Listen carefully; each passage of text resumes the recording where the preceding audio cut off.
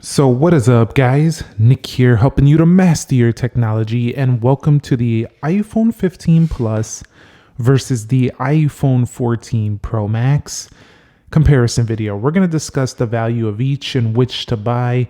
This is always a question I think a lot of people might have every year.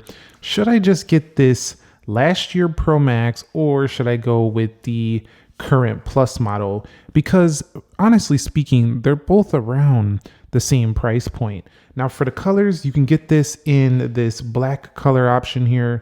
They also have a couple other ones like the pink, the blue, the yellow, but they have more of a pastel white color on the back, kind of like my green iPhone 15 over here. I'll show you in a minute. Let me grab this green 15 and I'll show you what the other colors look like. So they do have like this light color on the back, and then you'll see the actual color of the other 15s there. Now, the iPhone 15 Pro Max or 14 Pro Max does come in this space black, which actually, funny enough, looks just like the new M3 MacBook Pros. You can also get this in a silver, a gold, and a deep purple. And so, picking this up, it still feels very premium. We do have ourselves the stainless steel edges here, and just hefty. It just feels like a tank. Whereas this one feels like a lightweight, comfortable, ergonomic, everyday phone to hold. Now, from a price standpoint, both of these do come in at around the same price point. The iPhone 15 Plus can be found now around $899, $929 without a carrier deal if you're buying it unlocked, and it could go up well past $1,000 depending on the storage you go with. Now, the iPhone 14 Pro Max now is not officially available at Apple stores, but some carriers still have to get rid of some old stock, so there still is some available, and they typically go for around the same price. Now, used, you'll be able to find the iPhone 14 Pro Max pretty close, if not under the price of an iPhone 15 Plus, but the iPhone 14 Pro Max will give you definitely a third camera here, so that might be an upgrade for you, and potentially better resale value still in the long term, because the premium phones typically hold their value stronger when it comes to trade-ins, so that's something to keep in mind as well. Okay, so when it comes to the build and the body, the iPhone 14 Pro Max feels heftier.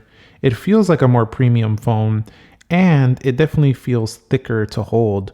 The iPhone 15 Plus is a more comfortable, light model. This weighs only 201 grams on the scale, so this thing is super light. And at the corners, when you are using this phone, it just feels smoother to touch in the hand. Also, it does bring the new USB-C, which is potentially the deciding factor right there. If you want to use USB-C, you have to go with the iPhone 15 Plus. But yeah, just at these edges, it just feels really smooth comparatively to the iPhone 14 Pro Max. And right here, the bezels are actually about the same. So they didn't really get a big reduction on the Plus. You can see it looks about the same on the iPhone 14 Pro Max. Now at 240 grams, you really feel this thing in the pocket. It feels quite heavy, and both do have IP68 dust and water resistance. But after using these iPhone 15s for only about a month, I gotta tell you, man, this lightning port definitely feels old at this point. So if you are looking at getting a newer iPhone charging standard, you'll want the newer 15 Plus. And I'm not really missing the fingerprints to get picked up on the stainless steel, but if you're looking for more durability, I do think the 14 Pro Max is where it's at. The 14 Pro Max is built essentially like a tank. Okay, so when it comes to their designs, there's not really anything to speak of. They look like the exact same phone, unless you flip them around, then you know the triple camera is the more premium phone. I think if you have a case on, some people wouldn't know if you have the 15 Pro Max, if you have the 14 Pro Max, but they also wouldn't know if you have the 14 Plus or the 15 Plus from the back. So Apple's sticking with basically the same designs. But let me know, do you like the matte black more or the space black? Which one are you more into? I feel like this is more like a graphite color, closer to graphite, with more of a black on the stainless steel, which I quite liked. And the matte black is pretty stealthy, so I quite like both. But yeah, from just a pure But yeah, from a pure look standpoint, design wise, it's essentially the same look. So I wouldn't say either is better here. I would just say that pick it based on which one feels more comfortable, the size and the weight. That's really, well, it's mostly the weight. They're the same size. So it's the weight and ergonomics. That's what you're going to be picking on between these two. So I would encourage you to feel both of them out if possible before purchasing. So there hasn't been really any wins yet for either phone, but the first one that's going to be a win is going to go to the 14 Pro Max, and that's in the display. Now, while they do retain about the same resolution on both, the same brightness, there's a difference here. The iPhone 14 Pro Max has always on display. So for the same money, you can get this always on display feature that you would typically find in the 15 Pro line. There you go. The next one is that it's ProMotion. So it's smoother, buttery smooth, in fact. And this alone could make the difference in your decision. The iPhone 15 Pro Max has a more premium display, and that's just the bottom line. So for the same money, if you want a more premium display, the 14 Pro Max is where it's at. Now, the iPhone 15 Plus is an upgrade over last year's 14 Plus in the display department because it now gets brighter.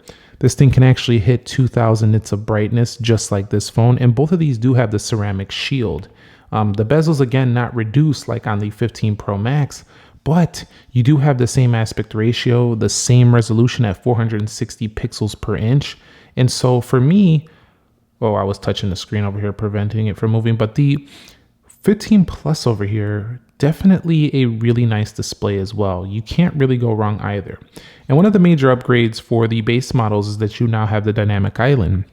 However, this is just really tough to say get the 15 Plus in this area. There's no way I could recommend the 15 Plus over the 14 Pro Max if one of the main things you crave in your next upgrade is a better display. This is hands down the one you should pick, the 14 Pro Max. Now, from my experience using both of these, software is the same, but it feels choppier on 60 hertz. So iOS just feels smoother, again, due to the smoother refresh you'll find on the iPhone 14 Pro Max. Now, some people don't care, but it kind of adds up when you're using it throughout the day. It just kind of gives you a more consistently smooth experience on this phone. And I'm not sure if you could see it right here, but I could definitely see it, the smoother look of iPhone 14 Pro Max. And so while they both have the same chipset, the iPhone 14 Pro Max feels like a faster phone because it visually refreshes faster. And that also plays into gaming. Like if you're going to be buying one of these phones near $1,000 and you're going to be doing any type of gaming on here, you'll definitely enjoy what the iPhone 15 Pro Max or 14 Pro Max has to offer over here. So really, I would say pick up the 14 Pro Max if you're looking for the better overall software experience, mostly because it feels smoother. But if we go over to settings, there is one enhancement to the iPhone 15 Plus that really takes it to the next notch over the iPhone 14 Pro Max. It's mostly in the area of camera. Although neither of these do have the action button, which is exclusive to the iPhone 15 Pro models. If we go over to cameras, you'll see right here under cameras, there is these formats where you can shoot on 24 megapixel. Now over here, you can't do that, but you do have the enhancements of ProRAW, ProRes. So there are some Pro features that are still benefits over the iPhone 15 Plus. So they trade a little bit with those camera features, but really the software is enhanced by ProMotion. So I'd pick the iPhone 14 Pro Max here, considering they both have the same length of updates to come because they both use the same CPU and RAM. Now, considering they both use the same CPU, they should have the same performance just about. But again, I can push home the ProMotion. You will see a little bit of a smoother look and feel. And my 15 Plus will probably load a little bit quicker right now because I've had this 14 Pro Max for over a year. So definitely it might load a few apps faster right now. But overall, it's not a big difference. Both these phones are going to be rocket performers in the day to day. So definitely, this is not even something to talk about. I'm going to just stop here. So iPhone 15 Plus or the iPhone 14 Pro Max in the camera. Now, clearly you could just see three and be like, well, I'll pick the iPhone 14 Pro Max. But that's not all there is to the story. You have to think about how you use a camera. Do you really need more than 10 times zoom? Do you really need more than 2 times zoom? And if you really like the colors or you really like the 15 Plus, I think this is a nice upgrade. And somehow, I think it's with the new upgrades to the algorithm software and stuff like that. The way it processes photos after the fact actually yields better results than the iPhone 15 Pro Max. So the pictures just look a little bit better. However, if you do want, the ultra wide macro shot, if you do want 3 times optical, 15 digital, you want more zoom, you want the Pro RAW stuff, but you don't want pay the price of the 15 Pro Max, I think you should go with the 14 Pro Max. But that's really just about it. Everything else, the front facing camera, the rear camera, just if you're using the basic cameras, the videos, get the 15 Plus. I think it gets better results when you're not shooting on anything past the optical lenses. Of course, though, the lack of a macro mode is quite annoying, especially if you like macro photography. And they can both do 4K 60, and the front-facing cameras are quite the same as well. Cinematic video on both, and that new portrait mode where it kind of detects the face is pretty cool. You could do that after the fact on the iPhone 15 Plus. So definitely the 15 Plus has its strengths as well.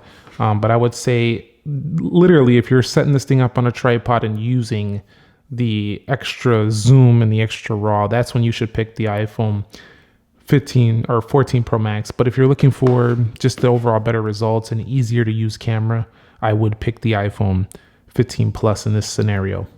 Now, from the perspective of battery life, we are looking at a little bit of a larger battery here for the iPhone 15 Plus. So the 15 Plus should actually yield you better results. It's pretty close in the size though, but I find the 15 Plus to get a little bit better battery life. That's probably due to the 60 hertz panel. It's probably one of the best battery life phones I've seen ever for iPhone on the iPhone 15 Plus. This one's not bad, but the 14 Pro Max never was my favorite. It's pretty much an all-day phone, and it has gotten better on the latest updates, but the top king of battery life is the 15 Pro Max. However, these are both really good, and they're both strong throughout the day. But I would say if you're looking for the better pick here for battery straight up, it's going to be the iPhone 15 Plus. Now, surprisingly, the audio actually gets louder on the iPhone 15 Plus. We are looking at around 3 or 4 decibels louder on the speaker. That's what I found in my testing. So if you want the louder audio, it's the iPhone 15 Plus. The call quality, reception strength, that stuff is about the same. And this one is not no weak boy either, but it's just slightly less loud than that of the iPhone 15 Plus. So if you are looking for a little bit of a louder speaker, I would tend to lean you towards 15 Plus. The resale value is something I would definitely say go with the 14 Pro Max. If you're looking to sell the phone later, I think the more premium phone will net you a higher trade-in and higher value in the future than the 15 Plus. That's the only con I would say of the Plus models, is they tend to drop in value faster because the companies that are giving you the trade-in values know this is not the top dog phone, and that hurts its overall value when you go to resell it. Now, both of these are equipped with emergency SOS features. However, the 15 Plus introduces the roadside assistant update as well. So if you think you're going to need that, hopefully you never do. The 15 Plus is a little bit better here as well, just a little. So hopefully if you already have roadside assistant services like AAA or something like that, you probably wouldn't even care about that. But at the same time, it has that upgrade. It's a little bit of a jump, nothing major, but both of them do have this amazing emergency SOS feature, which will detect crashes and stuff like that and send rescue agents out to you, or, police personnel, people just to help you. Both of them will just really do a great job with that. So at the end of the day, which one is the better value? Which one would I say is worth going for? And I think it's very, very close here. But I would say if you're paying straight up cash outright, I do think the 14 Pro Max is the better pick. It just has more premium features. It has almost everything this phone has. Similar battery life, dynamic island. It was the original with dynamic island, more camera. It just feels like you're getting more for what you're paying. But if you're doing a carrier subsidy, you're paying monthly, you don't keep your phone forever, or you're doing a trade-in, you're getting a big discount, or you just really want the lightweight, you want the nice feel, the pink color, stuff like that, the 15 Plus has its pros, and in those cases, I would pick the iPhone 15 Plus, especially if you like a lighter weight, larger phone. That could be the deciding factor for you there as well. So whatever you found yourself leaning more towards in this full comparison video, I would steer you towards that phone. So if you found yourself leaning more towards the lightweight, go with this. If you find yourself leaning more towards I want the pro features, I want the top dog, I want the better resale, go with the 14 Pro Max. So I hope that helped you out to make your decision between these two. If you found this video helpful, entertaining, informing, do me a favor, click the like button for me. If you haven't subscribed, subscribe to the channel for more. I'll catch you all in the next one. Nick here. Be sure to be well, and peace.